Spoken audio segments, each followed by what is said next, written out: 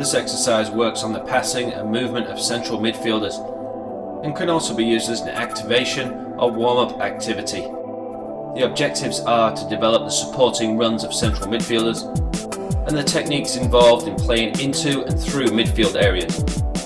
Exercise bouts are 2 minutes long with 1 minute recovery periods. Central players are rotated on every break.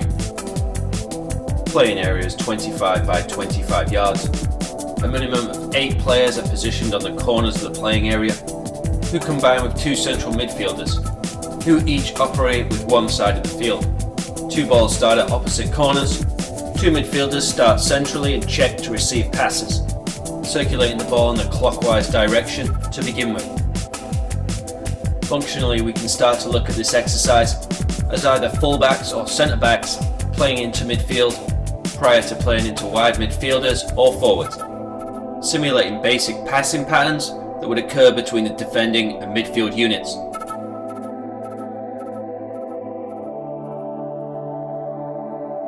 We look for the central midfielders to check their shoulders to increase awareness,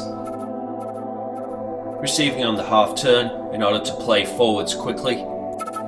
We look for the exterior players to open up, moving away in order to create space to receive. Throughout the exercise, the midfielders always return to a central position prior to exploding out into a high or low space, simulating the movement to work into areas in between defending lines and making opposite runs from one another. Players should also be learning to have an appreciation of how the triangulation between a fullback and central midfielder can give us the ability to play around pressing forwards. There should be a focus on the nearest central midfielder, always providing immediate support in and around the ball carrier. Appropriately weighted passes should be played in front of the receiver, allowing them to receive passes in stride facing forward. Receiving players should be on their toes in an athletic stance, with first touches in the direction we want the ball to travel next, quickly moving to take up a new supporting position immediately following the pass. Players are timing their runs and calls for the ball, not checking too early where a defender can re-establish a marking position, and also not too close where little territorial advantage will be gained.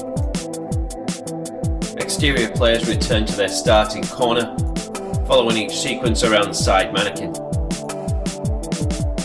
As a progression, we can reverse the direction of play, requiring similar techniques on the opposite side of the body now.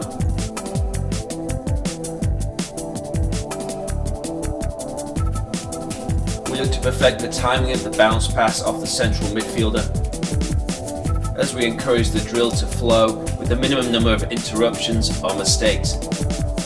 Passing players should be giving consideration to the foot the receiver wants the ball on, in order for them to easily go in the direction they want to next. The weight of pass is important and should be altered depending on playing into players' feet or into players' runs, again with a consideration into what action the receiving player will want to perform next.